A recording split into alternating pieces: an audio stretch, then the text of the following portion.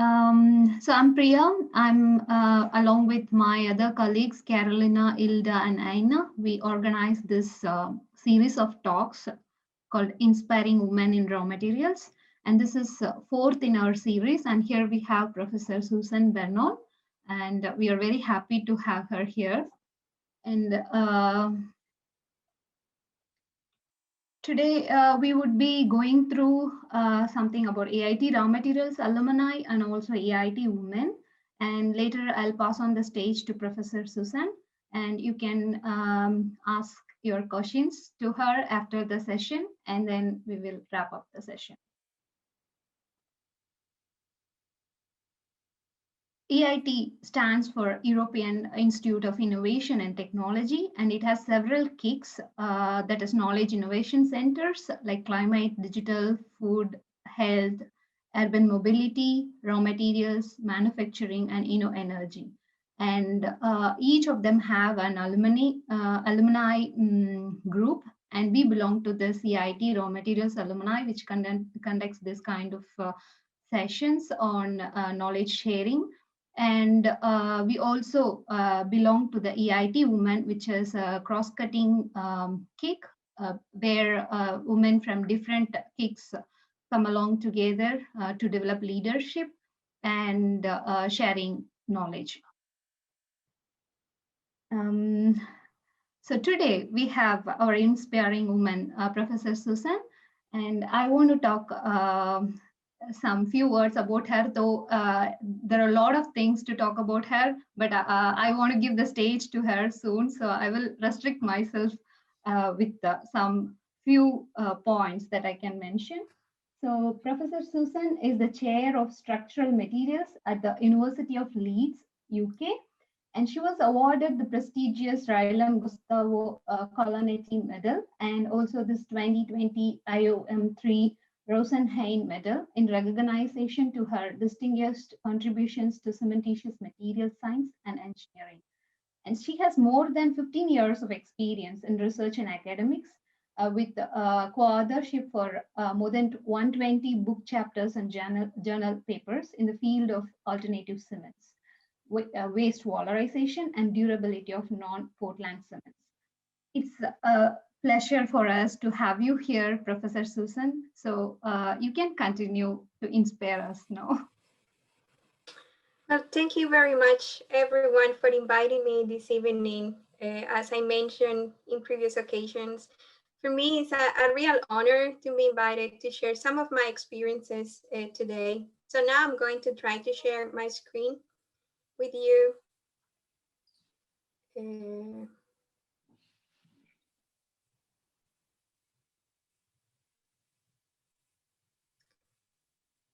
Can you see my screen?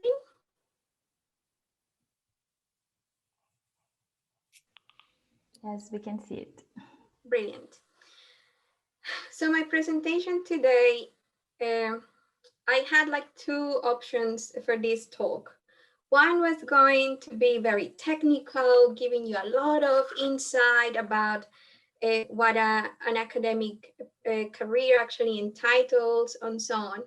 Or my other choice was talking about the personal reflections about developing a career in academia.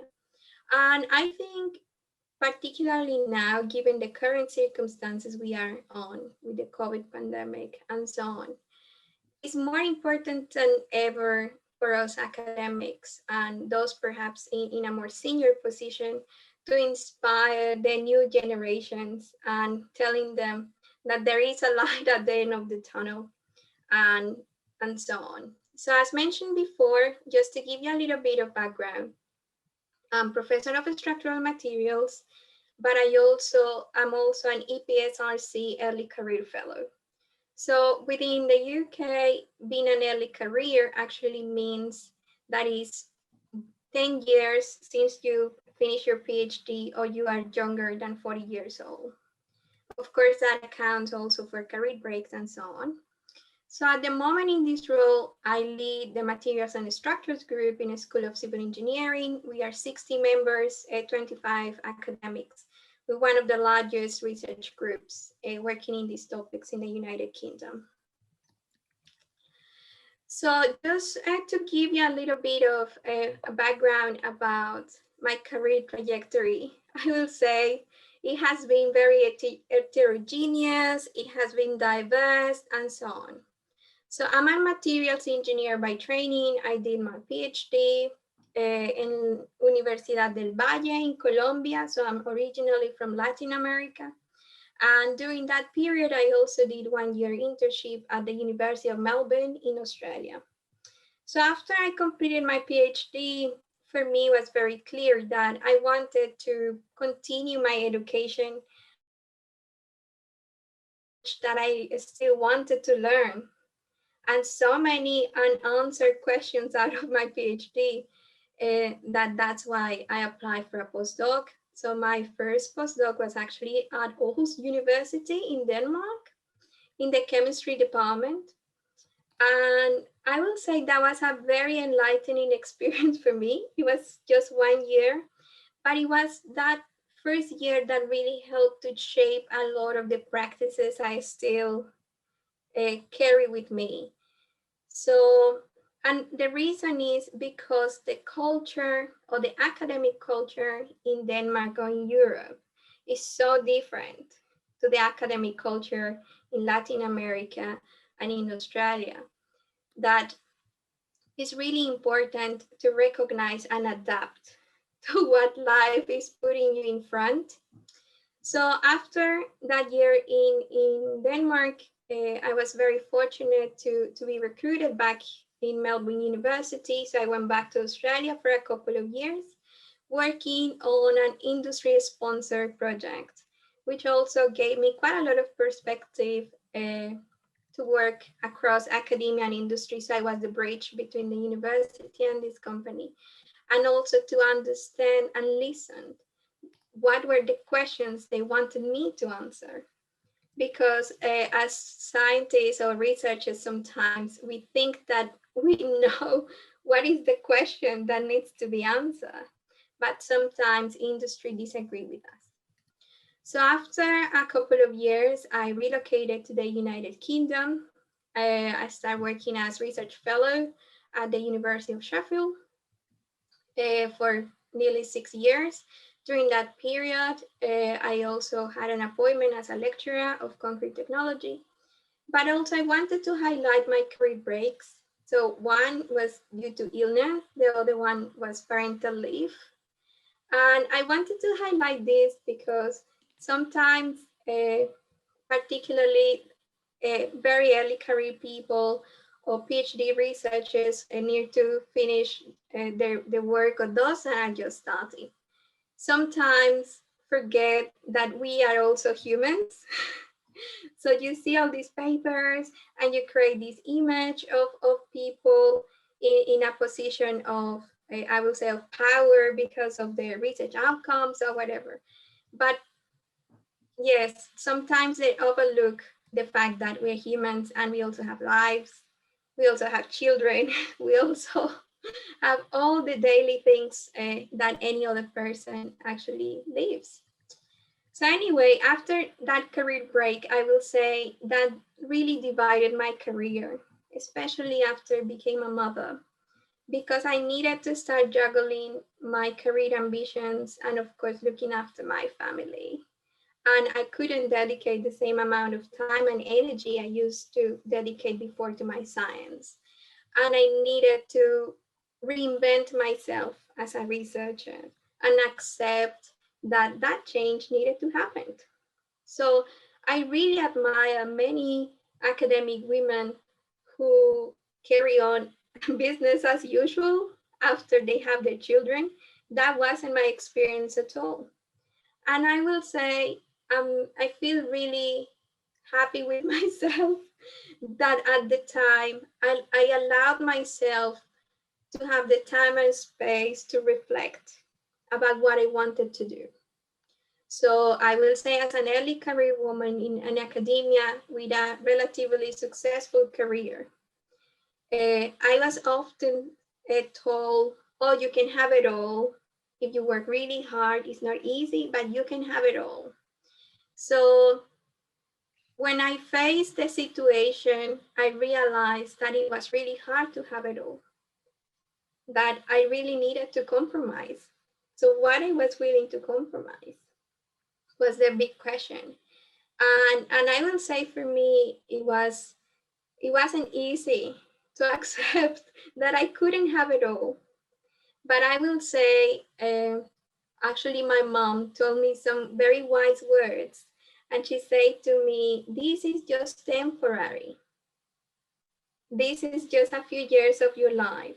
So make the decisions that will make you happy at this point in your life. Other opportunities will come up and so on. And that's exactly what I did. And actually, some very good opportunities came to me afterwards. I was recruited by the University of Leeds as a university academic fellow, which is a special program to bring the brightest minds to the University of Leeds, which allows me just to dedicate my time and efforts as a researcher. So it's pretty much designed for the individual to develop their own research team and to focus on science. And that same year, I was really, really fortunate to be awarded the EPSI CLE Career Fellowship.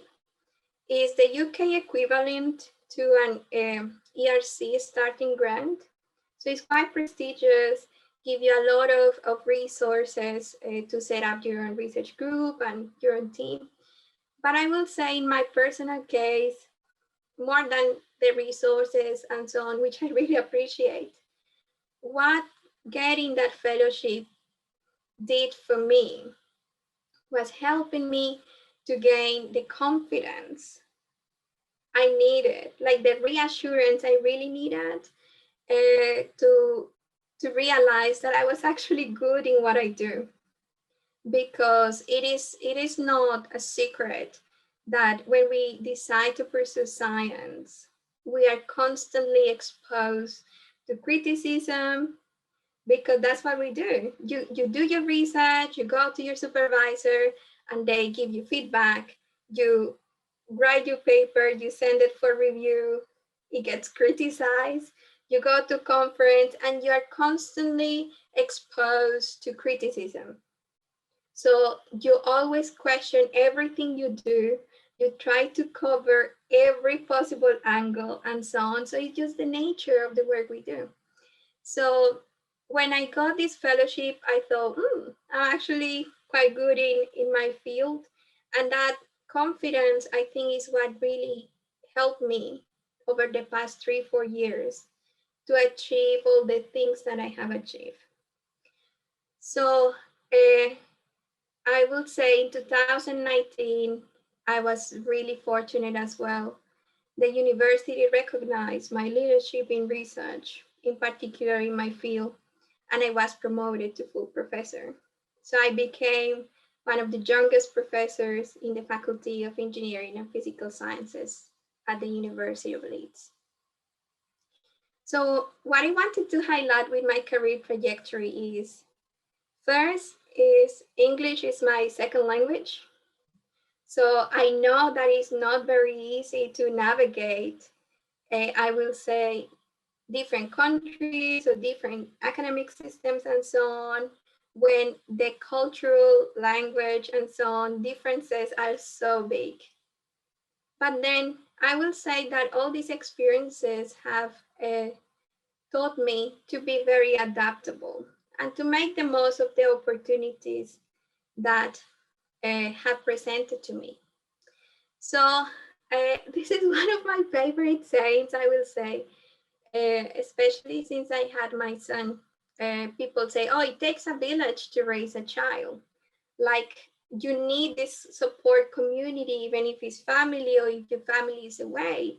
You need this community to help you because it's a lot of work. And I will say, when you think about your own personal career, particularly in academia, it also takes a village to develop a successful academic career. Perhaps some people have succeeded on their own, and I admire that approach. in my own personal experience, I will say I will not be where I am without that village of supporters, collaborators, students, and colleagues that have been there for me in a personal and also in a professional sense all the way through.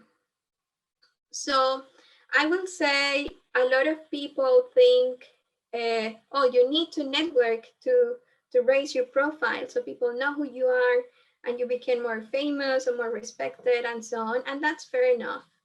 In my personal view, I will say that what really encouraged me to develop these networks or these connections with people is actually that I have the ability to learn from them.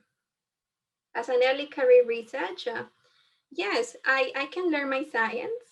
I know how to do my things, but there are so many like soft skills that you need to develop throughout your career that the only way I will say to learn, or at least in my experience, is seeing others how they operate. So from the very beginning of my career, I decided that I wanted to collaborate with the best people in my field that I could possibly work. So when I did my PhD in Colombia, I was working on alkali activation technology.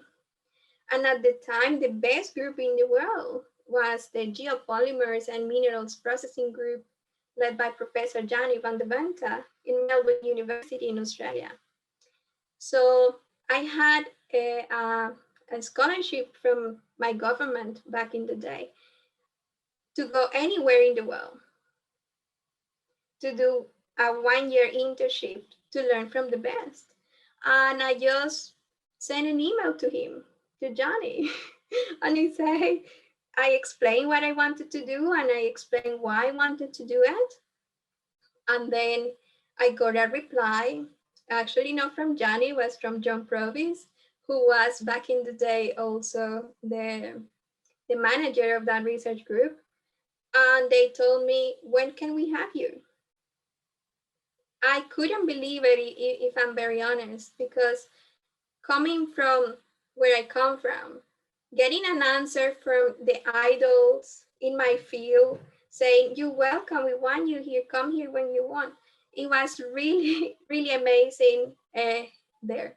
But I will say what was even more amazing about that experience was getting to know the people that all the papers I used to read. So I have the opportunity to meet them all, to talk to them all. And as I said, realize that they're just people like any of us. They have their families, they also have their issues with their research, they also had their rejections of the papers and so on.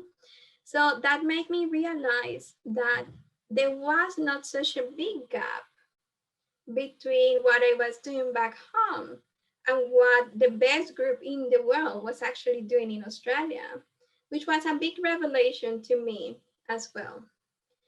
And I also, working in that research group, it taught me that you don't need to be an expert in absolutely everything you do, even for your PhD or even in your career. And that's also something that I carry with me. For example, I'm an experimentalist. So I'm a research experimentalist. I have experience with a lot of analytical techniques, but I'm not a good modeler. I have to confess. But modeling is becoming an absolute key topic in my field, particularly when I study long-term performance of materials. So I work with the best people in the world that can do modeling, and then coming together, co-producing ideas, me providing data and that experimental view on things complements really well their modeling skills. And then you kind of elevate the research that you want to produce. So that's another thing that people perhaps is very shy about, that it's difficult to go out of your comfort zone because you say, I'm not an expert. Well, you don't need to be. And then when you develop these connections, you will have people there to support you. So how I did develop these networks, I say I proactively engage with my research community. So there are many different ways where you can achieve that. In my personal experience, I did it by professional organizations. So a lot of people say, oh, go to conferences, go to events, mingle. Don't be shy to sit in the same table as a very senior academic to have dinner with them and so on. And that's fine. I will say I was pretty shy at the beginning of my career.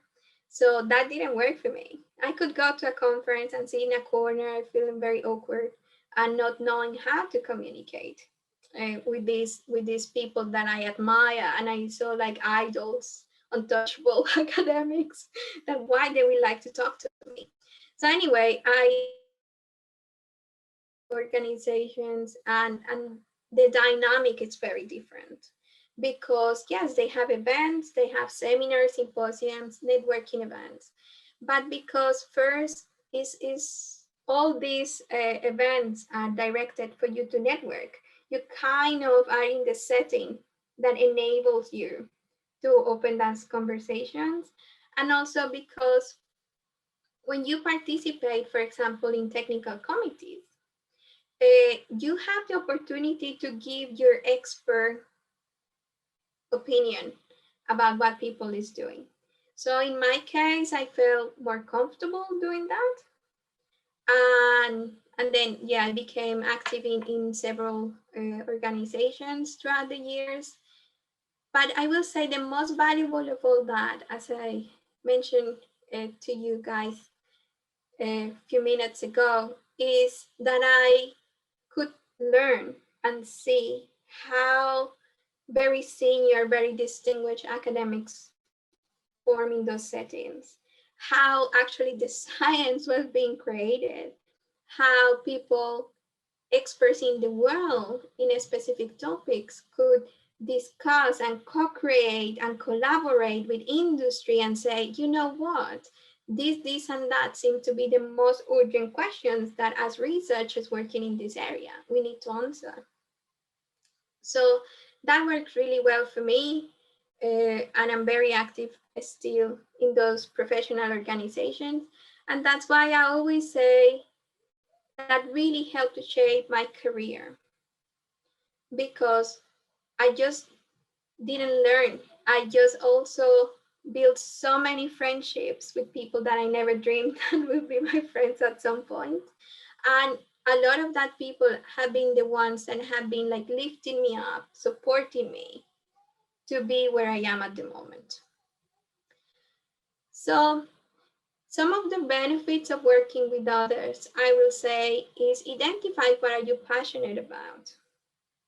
Because when we all go into a PhD project or into industry and so on, especially when you are very early career, you don't really know what you really like because it's very difficult for us to envision how things are going to work out. So when you have the opportunity to work with others, it kind of help you to identify what you like and what you don't like. Or you start listening to other people, and as I say, in this co-production process, you say, actually, this seems really cool. And this is outside my comfort zone, but this is something I want to pursue.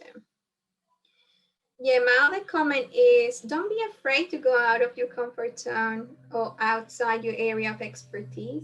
You will be surprised about the amount of skills that we can develop if, for example, doing a master's degree or PhD degree.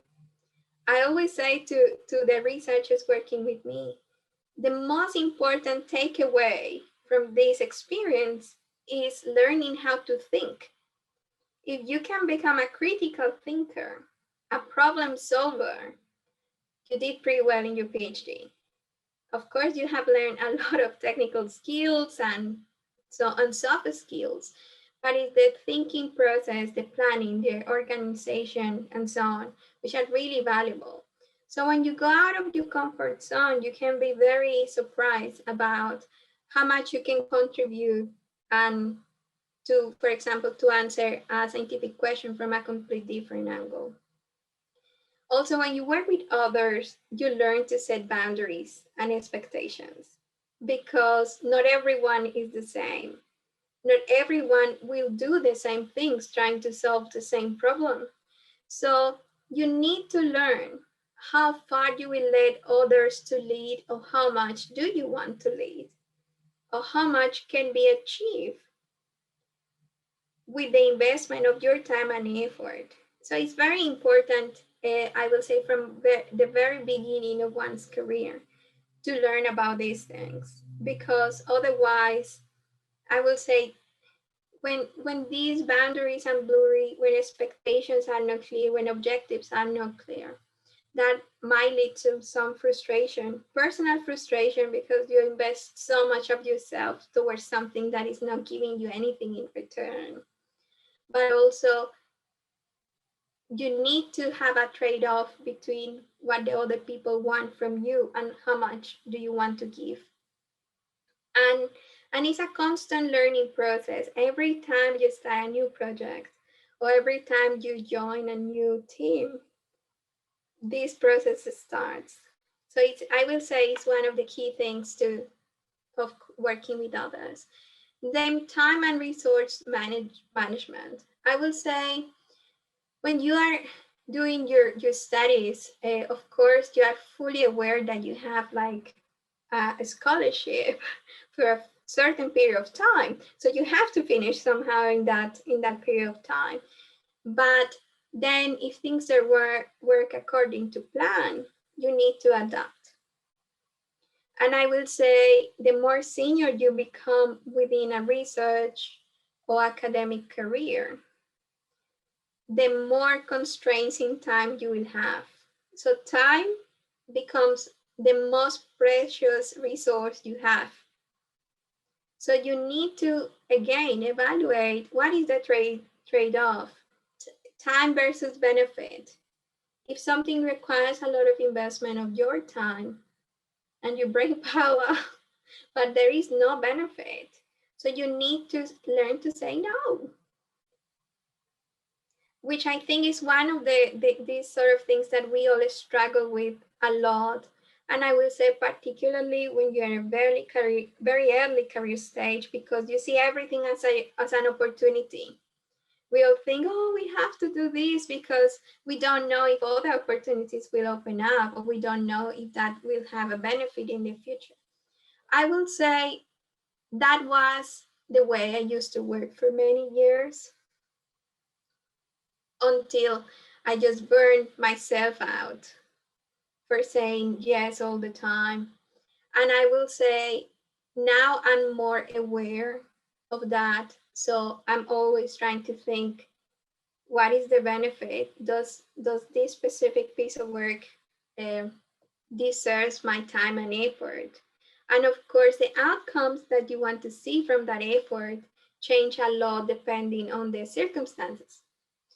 So that's when it's very valuable, I will say, to have a mentor or someone to talk to that is at a higher career stage than you are, because sometimes it's very difficult to identify what is a unique opportunity and what will not be very beneficial for yourself.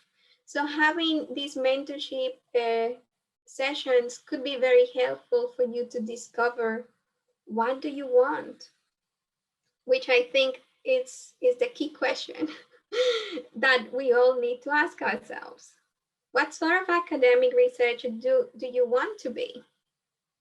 So it's, I will say, it's not very easy when you just finalize your PhD to know what sort of academic you want to be. First, is because you don't know many academics. The ones you have interact with are your supervisors or perhaps mentors within your own organization. But yeah, it's a very defining point, I will say. Yes and no. But some of the takeaways from my own personal experience is, every experience is a lesson. I would say good and bad experiences. lessons. And I'm not going into much detail. I'm just going to say you can learn from other people's behaviors what you don't want to be. And I will say, in working in academia or in industry, you will see lots of examples of behavior or decision-making process that you disagree with. So in my personal case, in many opportunities, I've been very fortunate that I have learned very valuable lessons from people, but also I have learned what sort of academic I don't want to be.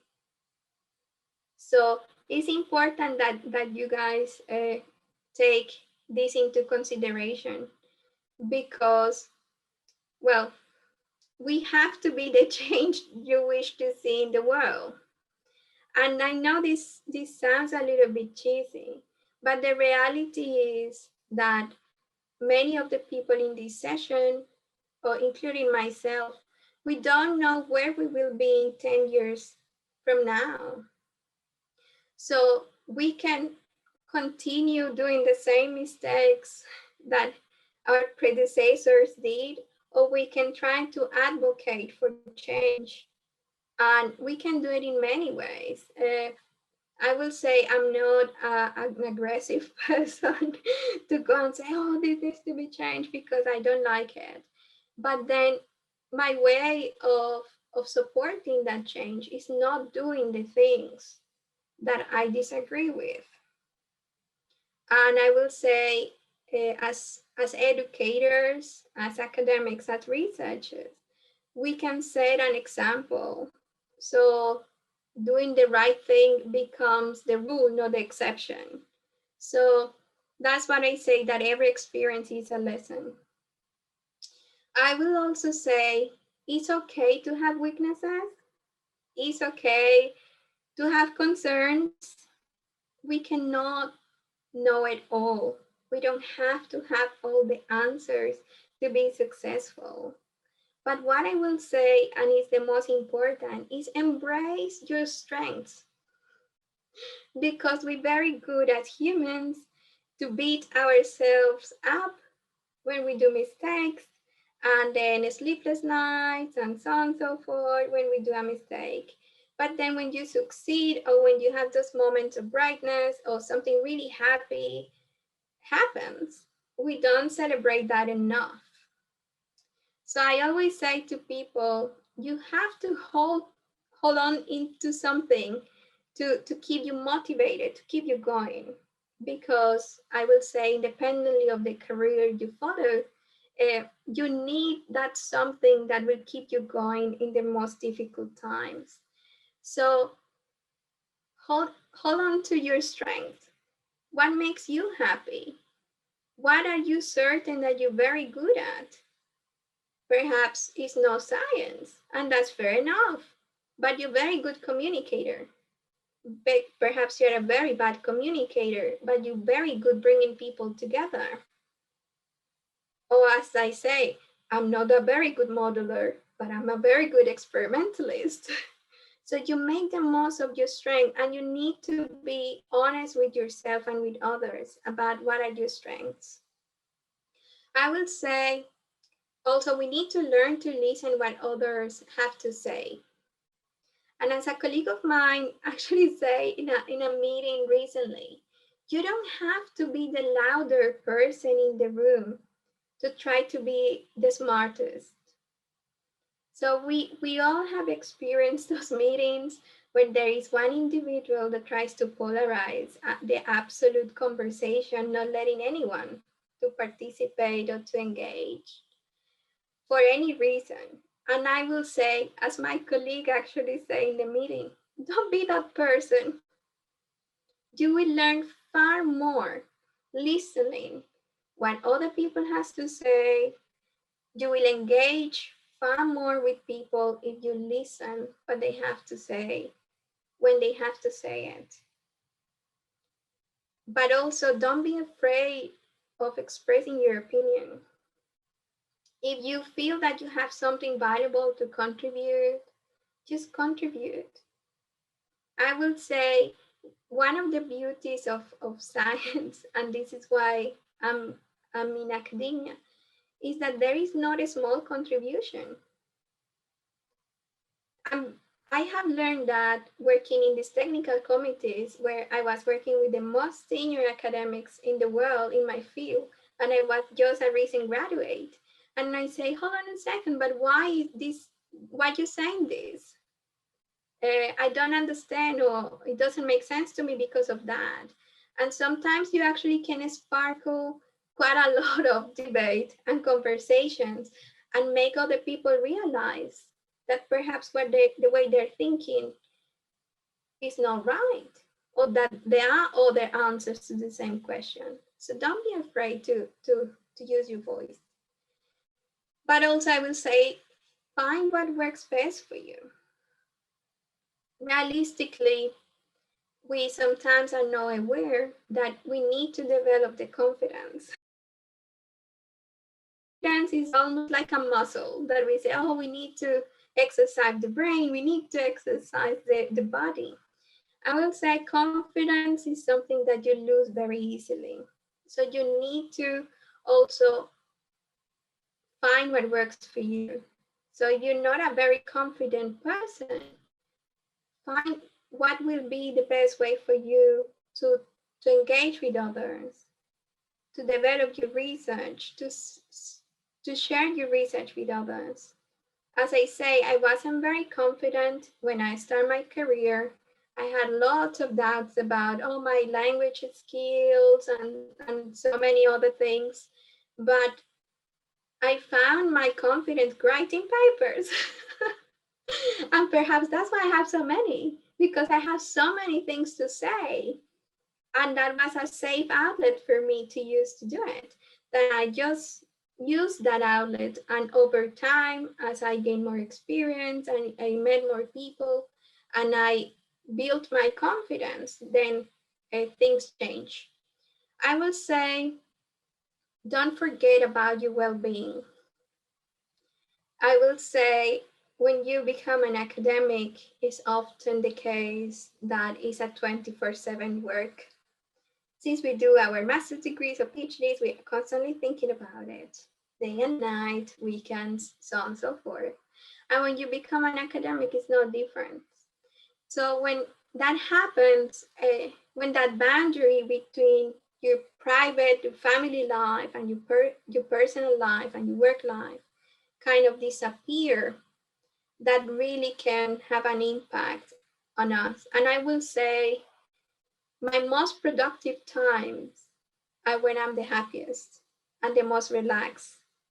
So pushing ourselves to the bone, going the extra mile when we don't feel well,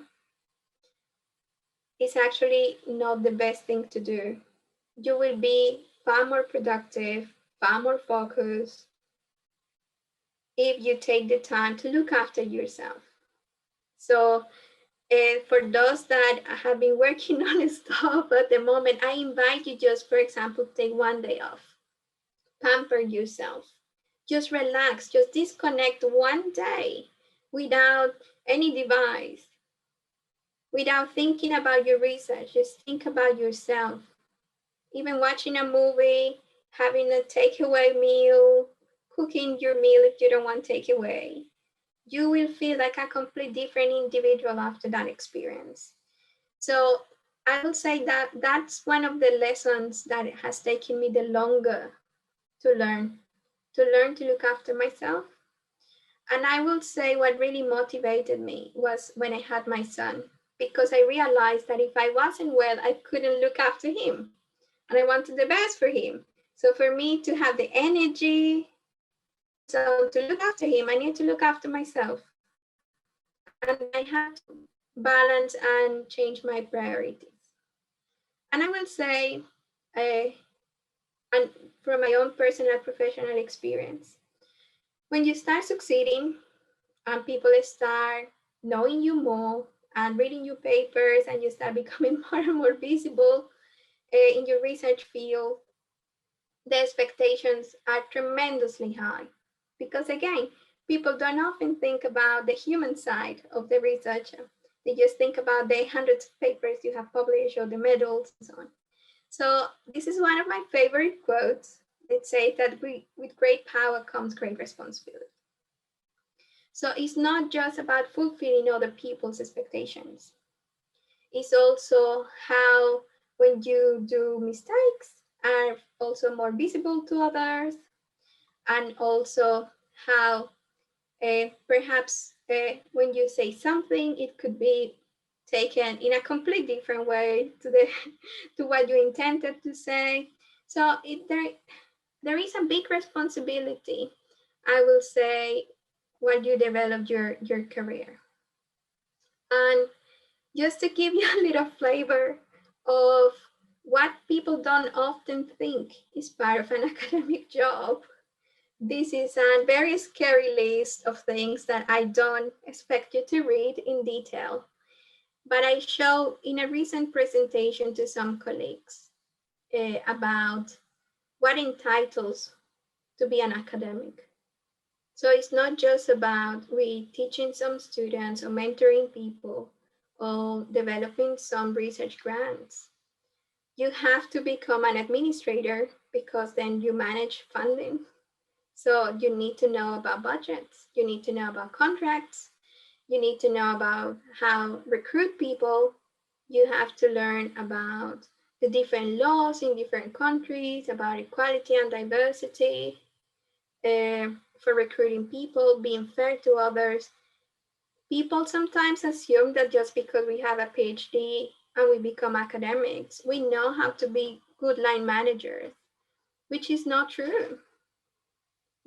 Many people doing a PhD doesn't have a formal training how to be a good boss or what the regulations are about human resources or the rights of the people that work for you and with you. So it's very important to do that. Equally, just because you have a PhD, that doesn't make you a good supervisor. You have to have the experience doing different things and to know the rights of the people you work with, to provide them the right resources and support they need to succeed. And well, as I say, you also need to learn how things work in your school or in your university and so on. Every university has an entire universe. So you need to know how things work. And it takes time and effort because the responsibility that comes with that is really, really big. So my advice to people, something that has worked really well for me, is make the effort to meet and to build a good relationship with the support staff. So technical staff, the admin people in your unit, the research technicians, the university teaching people, because they are the people that will enable you to do your job. And that's the reality. Like, as I say before, what sort of academic do you want to be? You want to be someone sitting in an office that absolutely no one can reach out because you're too important to be reached out? Or you want to build a community around you based on the trust that you give them, showing respect to everyone? So in my personal case, but I'm very approachable, and I just had my first only office recently before the pandemic. So I didn't have the opportunity to lock myself in an office anyway. But what I want to say is it's really important to build these relationships with the people that will be actually supporting you and enable you to do your research. So just to finalize, a few slides of something that I have called my survival skills toolkit. Just to finalize. So as I say, being an academic entitles so many different things. But the first thing to say is you need to develop management skills. As I say, you know how to do your research when you get in a position of power, but the management skills are really key. The first thing is decision making. You will have thousands of decisions to make, especially when you are managing a very large research team. Every individual is a universe. Every research project is a universe. Every course is a universe. So you have hundreds of decisions to make. And as I say, the more senior you become, time becomes the most pressing thing. So you just need to be assertive. There is no time for doubts. So what I try to do is make a decision to the best of my knowledge. Of course, there are decisions that are more delicate than others. I try to be as well informed as I possibly can, but I will suggest to people, do not improvise.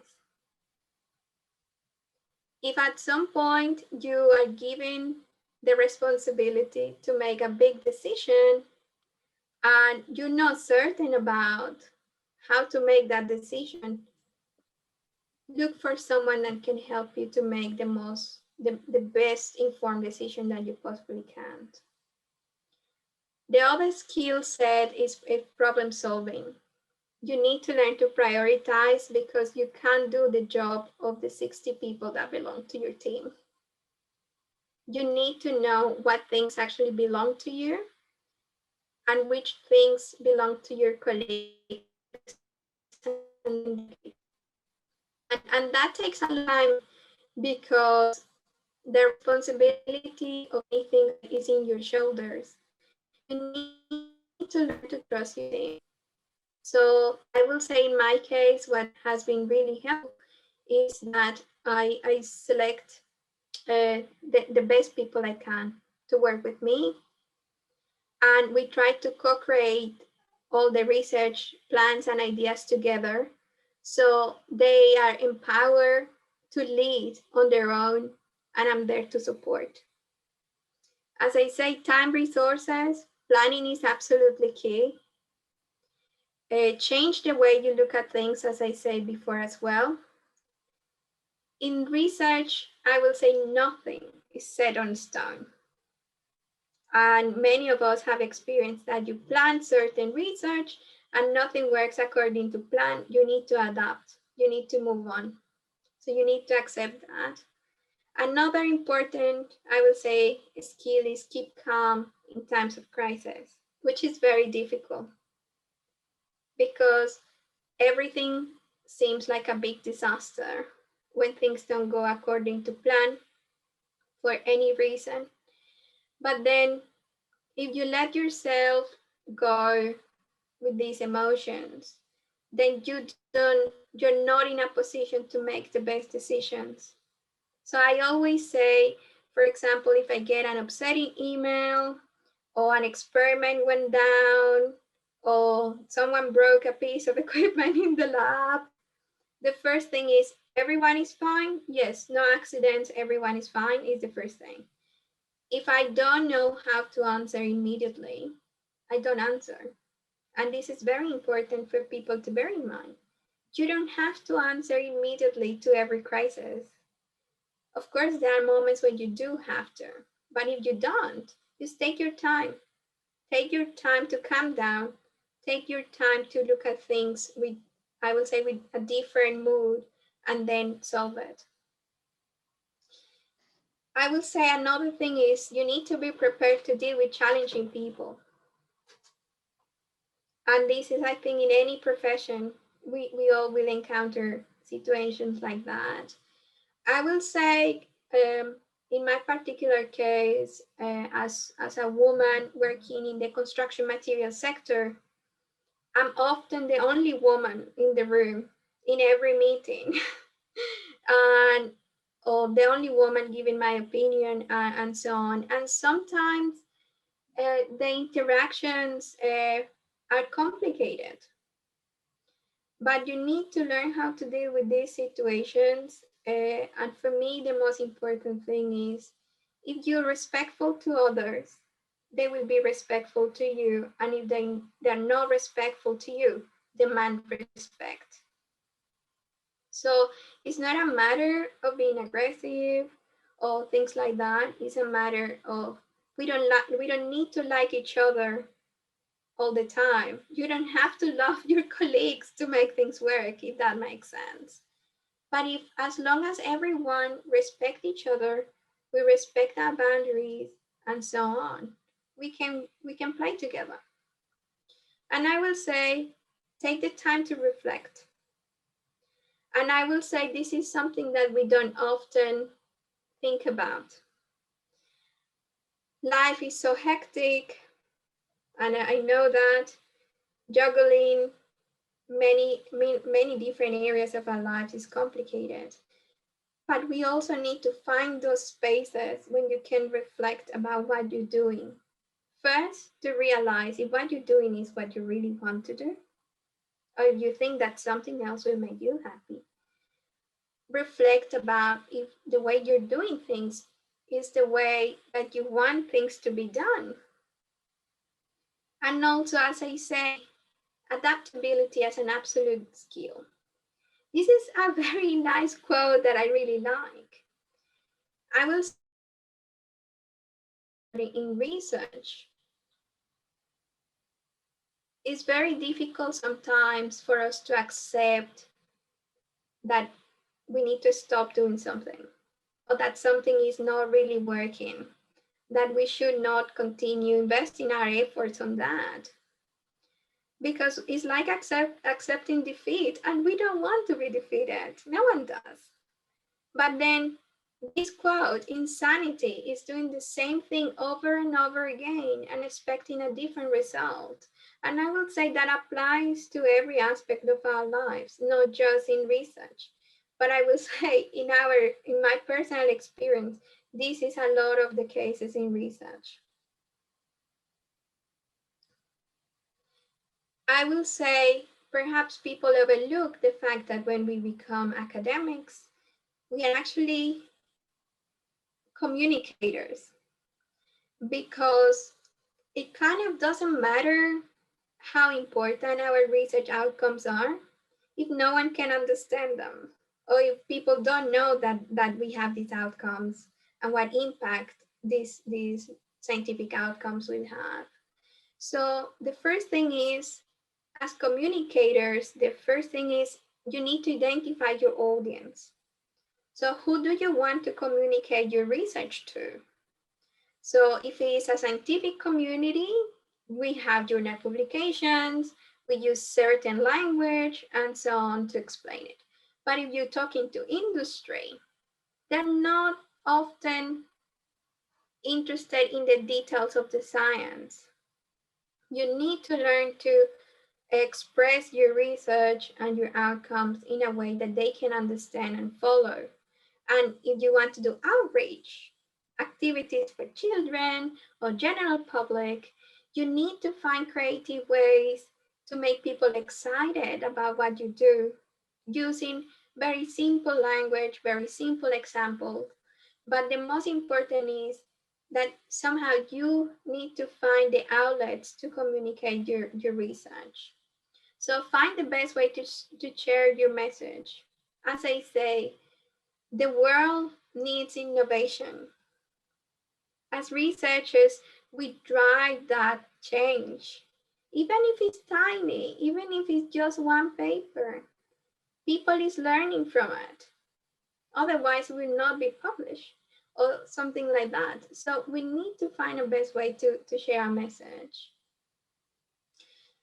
Find opportunities to connect with the broader academic and industry community. For example, I will say this is an excellent example of what works. You guys here together, building a community, opening opportunities to yourself with people from academia and industry. Also, be a good citizen for your organization.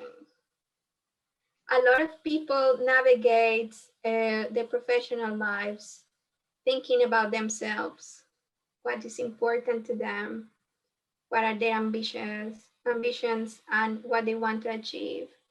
But I will say in the longer term, when you need support, if you're a good citizen of your organization, your colleagues, you will not need to ask for help. People will offer help without you even asking. Your research support network, as I say, we are humans. So I will say personally, my most important support network is my family. I couldn't do what I do without their support and encouragement in a daily basis. But also, I will say the second big support network is the community within my own organization. So I am a good citizen, or I try to be, and I join different centers and initiatives and connect with people from different schools with different backgrounds. And I will say, for example, the past year that has been so challenging for many of us. I am very fortunate that I have so many colleagues that I can reach out outside my own school or my own research group, just for advice or support, or just to have a virtual cup of coffee together to complain about everyone. So you never know. And also, when some opportunities of research come up and you say, well, this is outside my area of expertise, you already know someone that can support you to move forward. As I say, trust the abilities of others. And one of my advices, which not everyone practice, and I didn't practice for many years, is ask for help when you need help. Again, as I will say, uh, as women, in many occasions when we are developing a successful career in academia, I've been in so many conversations on you can have it all, you can do it all if you want to. And as I say, I'm very happy for the people that managed to do things that way. I couldn't, and it's fine. And I asked for support when I needed it. And I will say, I would like to think that the people I'm surrounded by, they know me well enough, and they will know that if I ask for help, it's because I really need it. It's not, it's the last resort for me. So I stopped feeling guilt or shame for asking for help. And in the same way, in return, I offer help when I can at every opportunity for a colleague that is close to me or is not. So I give back. But don't drown, I will say. Let's not drown in our thoughts and our things just because we are afraid to ask for help if needed. And I will say it's not just help with our research or technical things. I will say it's also if you need help with your mental health, with your well-being, and so on, we can't neglect those parts of who we are.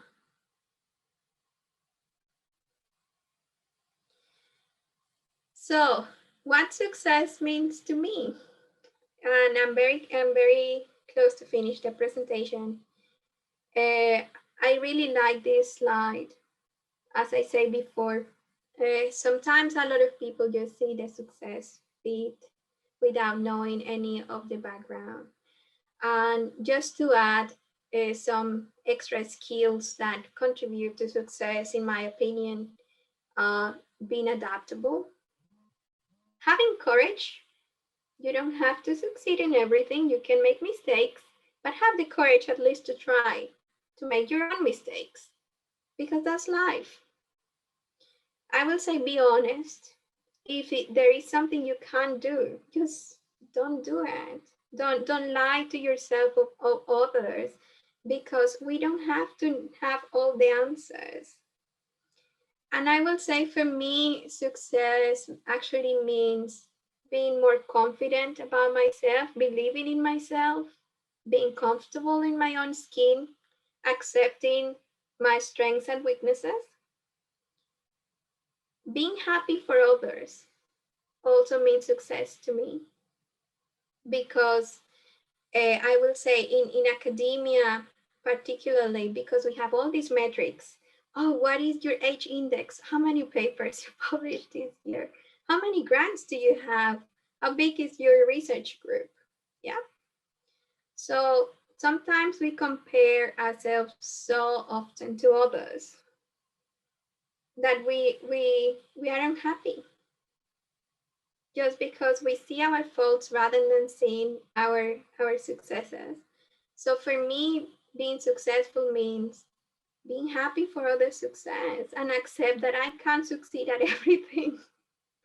Other people also deserve the opportunity to be successful. And if they're successful, it's for a reason. And I will say when you kind of have that mindset, you become a little bit more kind to others, because I will say in my personal situation, I'm fully aware of my privilege. So I know that I have what many people would like to have. And I feel that I earn it, I deserve it. But at the same time, I feel the moral responsibility to help others to be where I am if they ask for my help. So being kind, I will say, is also a sign of success, because you become generous with your time, with your expertise, with your knowledge, with everything to help others to achieve their own ambitions. So I will say, as an academic, very early on, I make a decision. I was bombarded by many people that wanted to mentor me, many people that wanted to tell me what to do, many people that perhaps didn't trust that I had the experience and knowledge to make radical decisions in the position I am at the moment. I made the decision that if I was going to fail, I was going to fail on my own terms. Or if I was going to succeed, I was going to succeed in my own terms. So I really like this phrase, because if you are too passive, you are letting others decide for you. But if you are too aggressive, you are deciding for everyone else. You just need to believe in yourself and trust your instincts. And whatever decision you make, just own it. And I always say this to members of my team. Sometimes I need to make executive decisions that are completely against the views of everyone. And I say, it's my decision, I own it. And if it doesn't work, I take the punch. I handle it. Why? Because there are so many moments when you are put in that position. And as I say, if I fail, I want to fail in my own terms. But I try to make the most informed decisions I can possibly have. Okay, so the final one, because I think I have talked quite a lot, it's take your time to get your feet on the ground, especially when you are transitioning from being a PhD researcher to industry of academia. It's not easy. And as I say, not everything has to be perfect from the very beginning. So take your time to see what works for you, what opportunities are there. Think and plan longer term. And I think this is one of the things that is very difficult to do when you are transitioning from being a PhD researcher to becoming an academic. You are so concerned about the next step that you forget the bigger picture. And I will say that's difficult because a lot of the grants or fellowship schemes, if you want to pursue an academic career, require that you follow certain steps. But if you don't think about it from the beginning, you might miss out a lot of opportunities just because you were not well informed, or just because you didn't think about it early enough. I would say support and develop those working with you. In the same way, I would say I was really privileged that even from the very beginning of my PhD supervisor and mentors I had and all the people that I have worked with throughout the years, they have supported me in one way or another and have always given me the opportunities to pursue my ambitions and to develop myself. And without that, I will not be where I am, or I will not be the sort of researcher I am. So I always try to do that for the people around me. And I will say now more than ever, never underestimate the value of acknowledging the contributions of those supporting you. I will say the pandemic, in many instances, as we have adapted to the situation and people is going through some very challenging personal situations and so on, people sometimes forget to say thank you. Or people just take for granted that if you go to a lab and so on is what you have to do, even under the current circumstances or so on. We need a lot of kindness in academia. That doesn't make us weak. But yes, nourishing that, being kind to all people working around you is very important.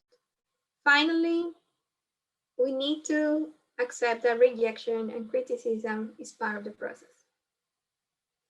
But we need to bear in mind that that's not personal. It can be personal. So when you submit a paper or you give an opinion and it's rejected or criticized, you need to know it's not personal. So in academia, we use the term that, oh, you have to develop a thick skin. But what I want to say to people is, yes, you do have to, but there is a boundary. So when things start becoming personal, that's wrong, and people should speak up. So we can't continue just, as I say, glorifying rudeness in academia just because it's part of the process. You can be like very constructive, giving feedback to someone that you think the research is not great, but you don't have to be rude or disrespectful. And I will say that applies to many aspects of our careers. And we as academics, we suffer that a lot among ourselves. So I will say rejection, criticism is part of the process, but there is a line. And I will say, I encourage everyone to don't let anyone to cross that line. And finally, I will say, don't forget to enjoy. I feel absolutely privileged, if I'm very honest, for what I do. I love my job. I love science. I love my colleagues. Not, I would not love them, all of them. But of course, I really appreciate a lot of friendships that I have built over the years. And I have traveled the world thanks to my research. And well, I have the opportunity to be in places like here tonight talking to all of you. So don't forget to enjoy those things, because it's a real privilege to work in what you love. And not many people have that opportunity. So although it's not easy, it's important that we also allow ourselves to enjoy it. And yeah, that's all for me. Thank you very much for listening. I hope this was interesting. Thank you. Thank you, Professor Susan. It was really valuable and inspirational for all of us, and it's most needed for us because we could really relate the points that you were mentioning to our life as a researcher. So thank you so much. We can take up some couple of questions if you have.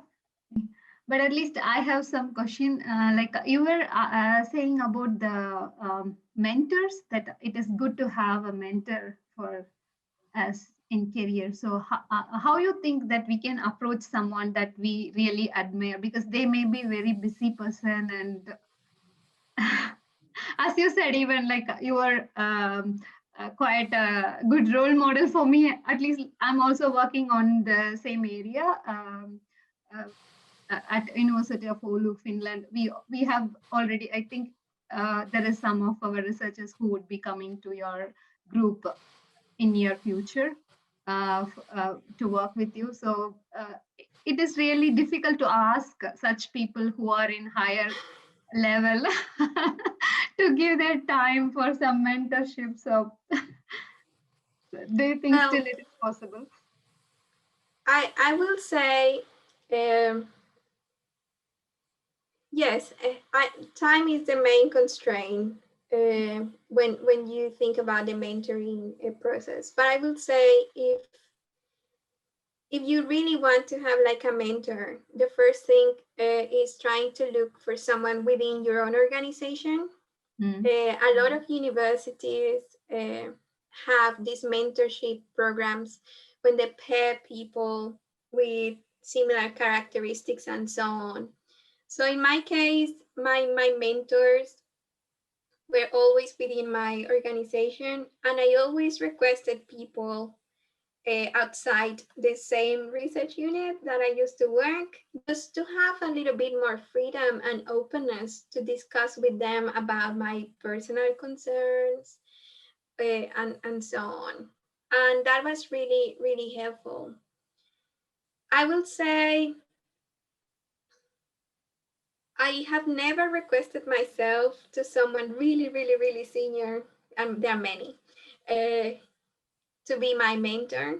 But what I do is, for example, when I used to go to conferences or these technical committee meetings and so on, I took the opportunity to have a chat with them. And as I say, just sharing a dinner, sharing a meal, and just have a conversation about what I did or what I wanted to do, and that's it. There is a very big difference between coaching people and mentoring people. So coaching will be more or someone telling you what to do or giving the answers to your questions, right? But mentoring is more about working together so the mentee can actually find the answers that the mentee is looking for. So the mentor becomes more like a listener than anything else. And that takes a lot of time, I'm afraid. And not just time, but also trust from both sides. So that's why my first recommendation to anyone trying to start developing this is do it within your organization via one of the schemes that they have, because it's people that is willing to do it with the time. I will say, if, for example, I get a lot of emails and messages from different people about different things, I always try to make the effort to answer to as many as I possibly can. But as I say, I can't give everyone the answers perhaps they're looking for.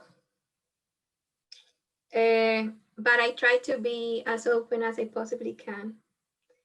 And I will say a lot of the people in the cementitious material sector, in the academic sector, they're very open. So if you admire someone and you want to connect with them, just do it.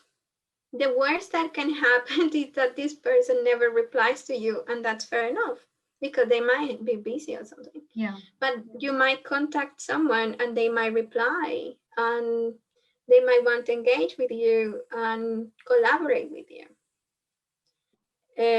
So I will say my personal case that I get so many messages sometimes. I always engage easier and quicker when people ask me like technical questions.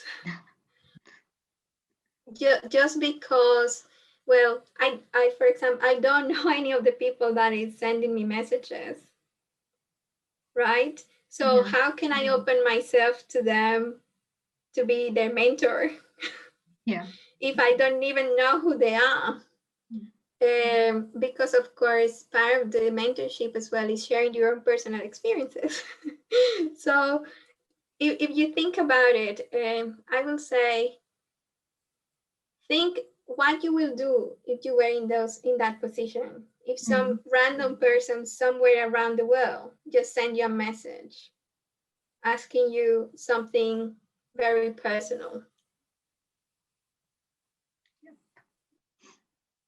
Yeah, that was also my concern that the time is the first thing that I thought like to ask someone for the mentorship. But yeah, of course, like you said, it is always easier to approach someone we know already better. And one other Yes. question that arose, seeing in your presentation, that your acceptance, saying that the life as a researcher after having a baby as a mother is not same as like how it was before. So I can totally relate that also with me, because as a mother, it's totally like, yeah, it takes a village to really do research with having a baby at home. So it is very nice to hear that from a developed and like a professor like you. So, and also the confidence you got by getting some funding. Yeah, it's true, truly inspirational. Well, thank you. As I say to you, before having my son, I had this picture that these super women, I will confess, I know many academics far senior than us and that have paved the way for us to enjoy the life of research we enjoy now. They had it really hard. Yeah, And perhaps back in the day, what they needed to do to survive and to thrive in the academic system was taking certain approaches. And I respect that. But I will say nowadays we need to take more advantage of how things are changing because they needed to change in terms of support for women with children, but not just that, it's also accept ourselves, that we don't have to kill ourselves trying to do it all at the same time like if nothing happens, because of course something happened, a new life, you're responsible for a new life, that takes a lot of time and effort. So we just need to accept that, and it's not easy. I will say, in my personal case, I always thought that I could carry on business as usual. And I tried and I failed. Within 3, 4 months, returning from maternity leave, working the same rhythm, I was getting physically ill. And I'm not ashamed of saying this. And then I had to stop and say what I want to do. I'm not enjoying my job. I'm not enjoying my personal life because I felt like I was failing in every aspect. So I have to say I was really, really lucky because when I moved to University of Leeds, I had many conversations with my line manager. He's lovely. And I talk about these concerns.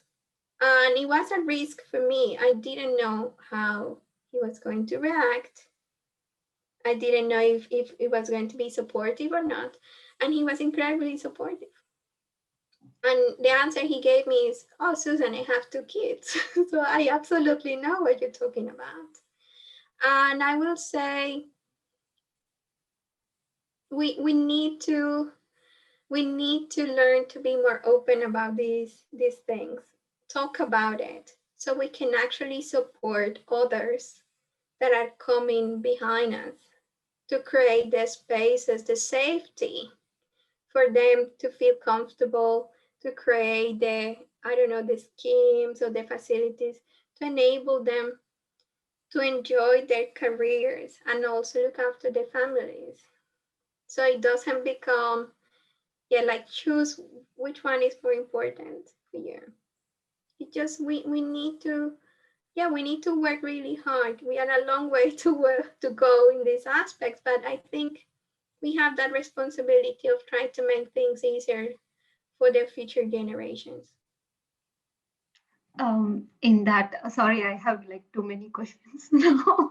It's fun. Continuation of that, I also have this doubt like, are we not expected in the same way as other researchers for our productivity? So if I'm as a mother, like my productivity is not as same as the other one who is not having this kind of constraints. So do you think in the research field this is considered? Say, and I don't mean to offend anyone. It's not about productivity. It's not about quantity. It's about quality of research. So you need to learn to work smart. And actually, I remember one of my colleagues in a technical committee, he said to me, I love working with moms because you guys are so organized and you don't have time to mess. You have, because we don't have time. So he was like saying, oh, you are like, boom, boom, boom, yes, we have to do this, you do that, and blah, blah, blah, and this date. And it was super productive. I never thought that I was going to have a male colleague saying something like that. And it's true. I will say I attended a course of how to be a productive researcher. And everyone laughed at the end of the session because I say, well, what everyone needs is having children. Because all the things I'm doing, or you suggested me to do, I'm doing because I don't have a choice.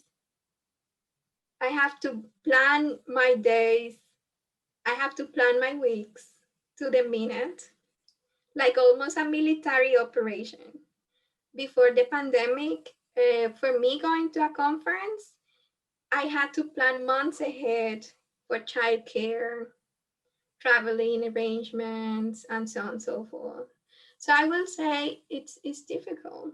It's not impossible. But again, it's not a matter of how much you do, it's how well you do it. So you need to learn to work smart rather than working too hard. Again, you need to balance what do you want to achieve and how much effort you want to put into something to achieve that. So I will confess that if you look at my productivity after I had my son, it's actually better than it used to be before him. But I can say without honesty that I can't work as many hours as I used to work. I just had to adapt and working very different ways. For example, before I used to be more independent, collaborating less. I like to be the first author of my papers than my papers. So now if you see, I collaborate with many people. So I'm just one name in a large team of people doing things. So I just learned to adapt and learn to create my village to support my research efforts. And I will say this is one of the things that is not often seen when you do a PhD because you feel that your project is your own. So it's your thing. But actually, you might have very valuable skills that could help the project of your colleague, or your colleague could have skills that could support yours. So if you were working together, probably you would get the double of, of outcomes, or you would elevate your research. So that's what I mean. And also sometimes I have the time to support colleagues and I do it. And sometimes I don't have the time, but because I contributed in another thing, my colleagues are very happy to do the extra lifting for me. So as I say, it's a team effort. And it's not just for women. I have to say, A lot of my male colleagues in my organization, they are the main carers of the children. So they are in the same boat. Yeah. Okay, it's nice to listen to those words. Thank you. Yes, actually, I know that we are very short and we have to close today. So I just want to have a comment, because I want to thank you about exercising this idea of researchers being inside their office and not talking to anyone. So I think that this talk was absolutely inspiring also for people maybe who are now approaching, that are younger, new generation, who don't really know what really is going into research or doing a PhD. So yeah, thank you very much. I really appreciated all that information that you gave, and I think that a lot of people will appreciate that. No, well, as I say, thank you very much for inviting me. This is the first talk I give of this sort in my career, if I'm honest. But yeah, if my experiences help others to see that things are normal, good and bad, I'm more than happy to be here. Thank you. And thank you for the participants. We would like to thank myself, Priya, Carolina, and Aina, and Ilda for being here to get inspired. Let's meet in the next session with another inspiring woman. Thank you, Professor Susan. Thank you, Okay, Susan. thank you. Have a good evening.